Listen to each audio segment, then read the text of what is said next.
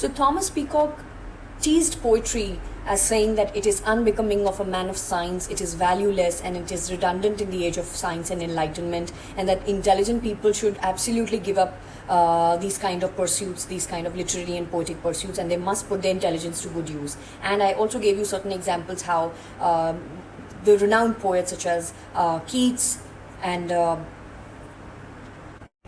Walter Scott, Coleridge, Canning, they all were either men of science, they were practicing law, they were practicing medicine, they were the part of House of Commons.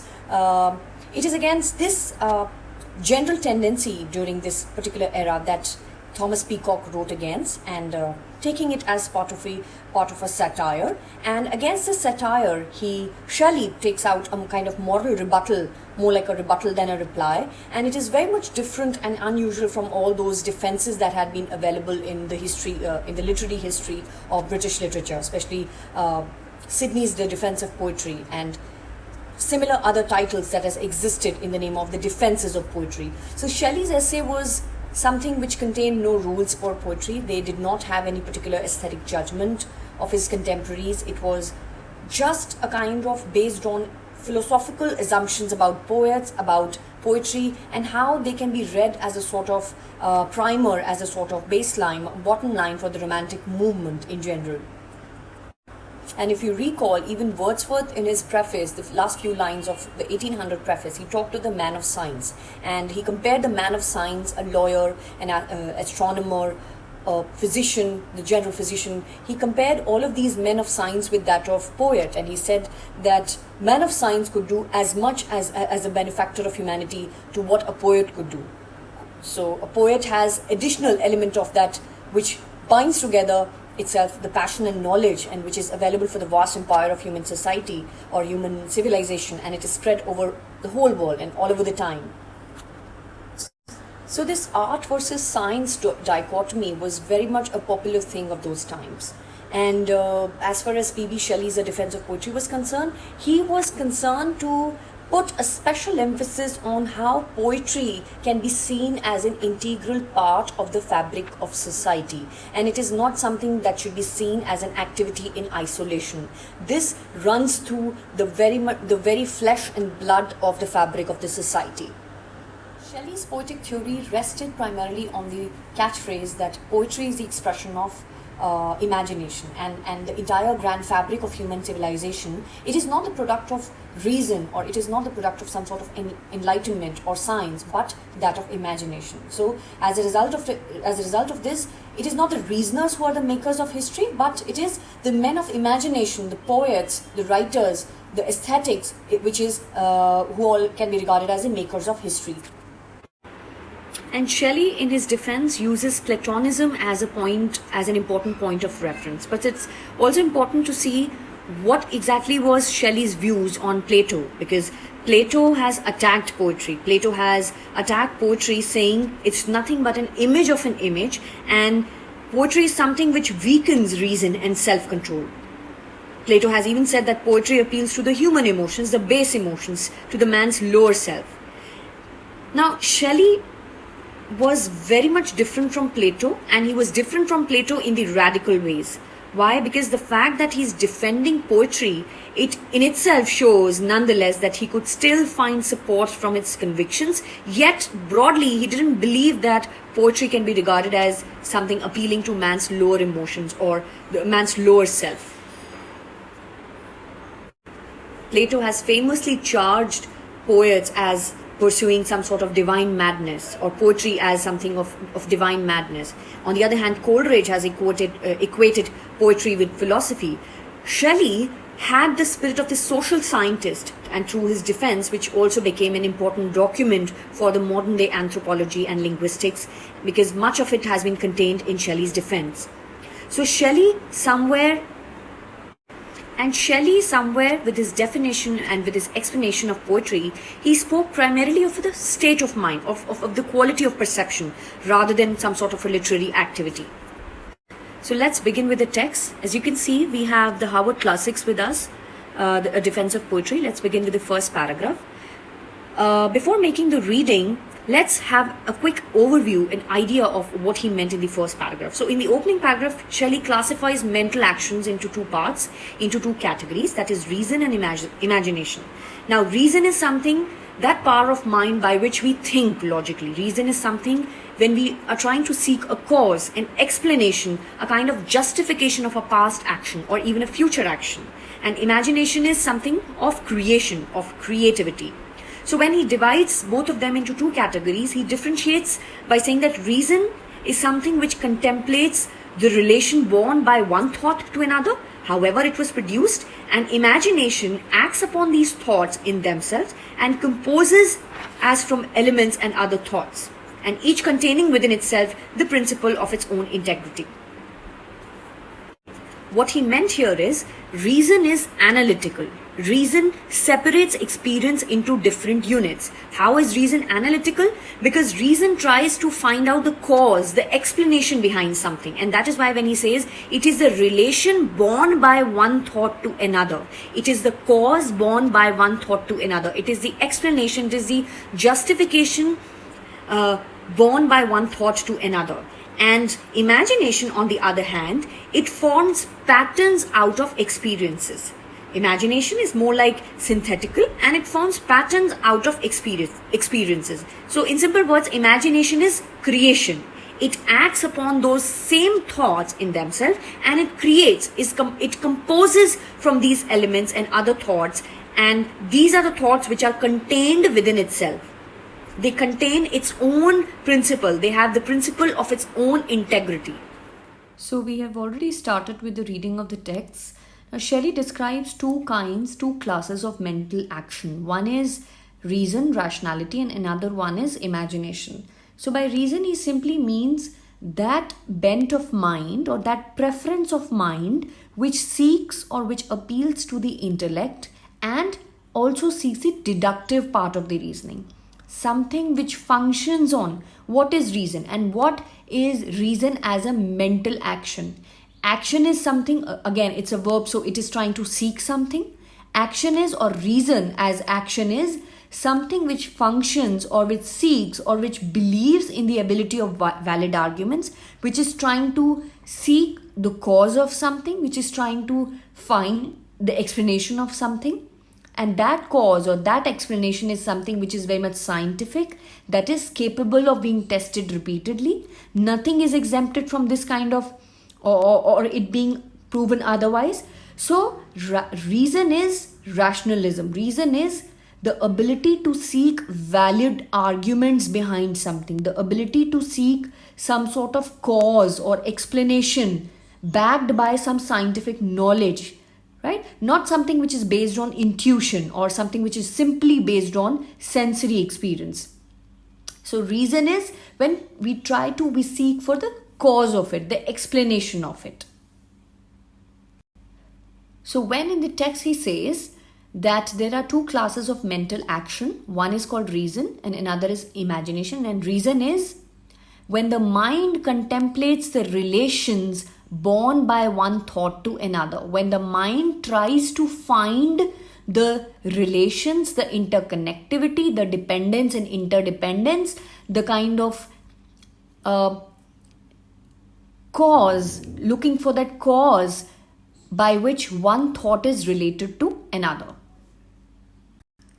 And what is imagination? The simple meaning of imagination is when the mind tries to form new ideas, new images, new concept of the outside objects. What is imagination? So suppose there is a plus sign right in front of us, the simple sign of addition.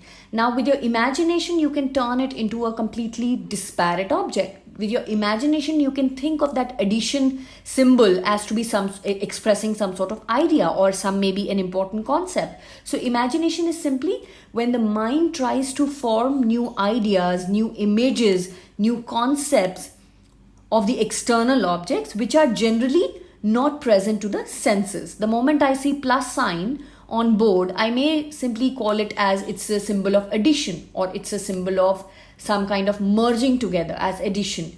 But with your imagination, you can see the symbol as something else, completely opposite to what my sense experiences. right? So that is that part of mental reasoning, that part of mental ability, that part of faculty is mental faculty is called imagination. And the definition he gives for imagination, or the explanation he gives, is the latter, that is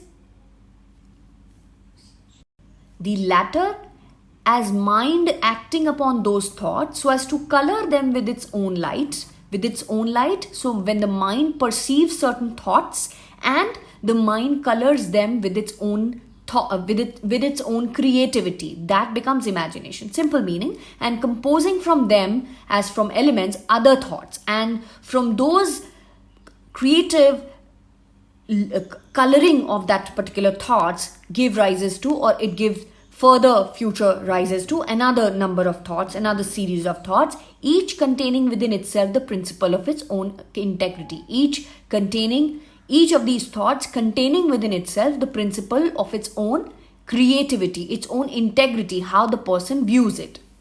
So now let's proceed further. The one is the principle of synthesis and has for its objects those forms which are common to universal nature and the existence itself.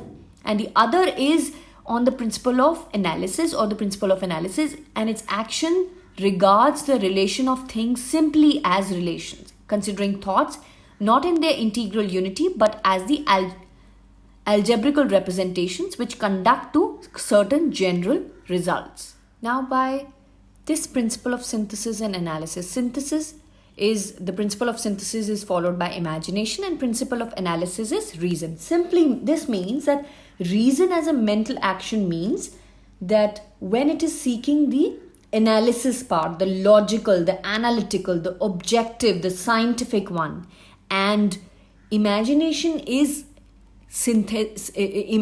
follows the principle of synthesis, because imagination works on intuition, it works on subjectivity, it works on thoughtfulness. How is there a synthesis? You see objects right from the nature, that is very universal objects are seen, and then with your own subjectivity, with your own thoughtfulness, with your own intuition, you give it, each individual person gives them different coloring. So when I say the plus sign, it may mean something of an addition to someone, but for the other person, this same symbol could mean something else. So the idea is imagination is based on the principle of synthesis, because its object definitely are taken from the universal nature and they are very much common, but because it is very much subjective, imagination is very much subjective, it is based on someone's thoughtfulness, it is intuitive in nature, definitely it has to be distinct for all of them. And rationalism or reason is something which is based on logicality of thing or analytical part of it. The next line it says is, reason is the enumeration of qualities already known. Reason, that is the 7th or 8th line. Reason is the enumeration of qualities already known. Imagination is the perception of the value of those qualities, both separately and as a whole. Enumeration simply means the listing of something, a number of things one by one, establishing the number of. So reason will try to seek, or will try to, by its ability of analyzing, by its ability of logicality of things, logically it will establish the number of those qualities. For example, simple example, if I ask of what are the essential qualities of, say, the neoclassical period, what are the essential qualities of the classical period. So you will, by the use of enumeration, you will try to find out, okay, it stood for, classical period stood for reflecting upon the epics. Classical period talked about tragedies. Classical period established itself at the level of lofty language. So that's how you are giving numbers to each of the quality that we are describing. Imagination is the perception of the value of those qualities. What perception do you make when I say it used, classical period used lofty themes or lofty language? That is, imagination is about the moment you attach certain perception to that particular quality that you have found out, that becomes your imagination. And definitely that imagination is based on your own subjectivity, it is based on your own thoughtfulness, and ultimately your own intuition. Reason respects the differences and imagination the similitude of things. So reason respect the differences. So when I say reason respect the differences, it simply means reason records. Reason records the differences. And when I say imagination respects the similitude of things, that means imagination interpret responses to it. That is the perception to it. So reason records, imagination interprets. Reason records the differences, that is, reason counts, reason enlists certain items, reason in a way catalogs certain items, it gives in numbers, in count, in list certain numbers or certain qualities or whatever phenomena we are talking about, and whatever perception we form of that phenomena, that is a function of imagination. Reason respects the differences and the imagination similitude of things. Reason is to imagination as the instrument to the agent, as the body to the spirit, as the shadow to the substance. Now here in this line, he is clearly establishing imagination above reason. So on the one side, we have reason, which is like an instrument, which is like a body, which is like a shadow. And on the other side, we have imagination, which is the agent itself, which is the spirit, which is the substance. So a body cannot exist without spirit. A shadow cannot exist without substance. Without agent, the instrument cannot exist. So the idea is imagination can exist on its own, that is without shadow, the substance can certainly exist. Without body, the spirit can certainly exist. But reason cannot exist without imagination. Reason is what imagination is to, or reason and imagination, their relationship is just as the instrument is to the agent, just as the body is to the spirit. Similarly, reason is to the imagination. Now in the next paragraph, he describes the very famous catchphrase of Shelley's defense. And there's another one, that poets are the famous legislatures of the world. That we'll discuss eventually when these lines come up. But for now, this paragraph, poetry in general sense may be defined to be the expression of imagination. And then he says, and poetry is connate with the origin of man. So poetry is connate with the origin of man. Connate means something which is innate, something which is very much the part of human existence. That is, those ideas, principles that exist in a person from the very birth, the innate, INNATE, the innate things. So connate is the innate one though. So poetry is connate with the origin of man. This means that as early as human civilization has existed in past, similarly has poetry existed. As long as there will exist this thing called human civilization, poetry will exist. So poetry is connate with the origin of man. Poetry is innate. Poetry has existed from the very time that man himself originated. Now what does this mean and how it appeared? So this particular paragraph talks about that the earlier one, that is reason and imagination. With reason and imagination, human beings started to recognize beauty, and it is through these combinations the civilization proceeded. So the idea is, from reason and imagination emerged beauty, and from all the three bring together emerged poetry, and that's how civilization proceeded. So civilization primarily rested on poetry itself. Why? Because poetry was something the part of reason. Poetry consisted of reason, poetry consisted of imagination, and poetry also consisted of beauty. These three things collated together form the part of poetry. But here he also says that poetry in general is the expression of imagination. It is the expression of imagination. But in the previous line, we also learned that reason is just one part of that imagination. So reason is very small part of that thing called imagination. Reason is, just as we have seen a particular substance, here it may have its own shadow. So that shadow part is reason, and substance is huge. So substance can exist on its own, but reason or shadow must have substance behind it in order to exist, right?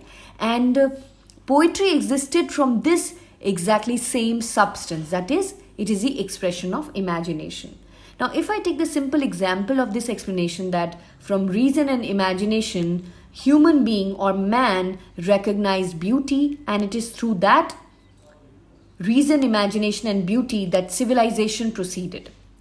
This means if I simply say, how are mountains and hills formed? Now, the fact that how mountains and hills came into existence, I am trying to precisely locate its reason. I am trying to precisely locate its cause, its explanation. And then I'll say the reason or the cause or the explanation or the analysis or the observation is hills may be formed or mountains may be formed because of certain rock debris or certain sand which is deposited by winds, which is deposited by glaciers, and hills or fountains may also be created by some sort of faults or the cracks that appear in earth. So this is something at the scientific level I have tried to look for its explanation, how mountains and hills existed.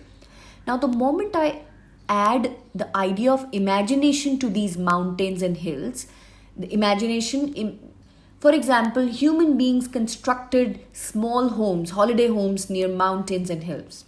Now this can also of course become the part of reality, but earlier, very earlier, when this was not existing, that was a part of imagination. Or some demigod has been living onto this particular mountain or this particular hill. Now this is again the part of imagination, right? And the moment I, through the use of language, constitute these two parts together, that is reason and imagination, and with the use of language adding the elements of beauty to it, it becomes poetry. So what I've done is I have decided to write a poetic piece on, say, one of the Hindu deities called Lord Shankar, right? Lord Shiva, who is supposedly, it is believed that he lives on mountain certain Kailash Parvata, right? So this is the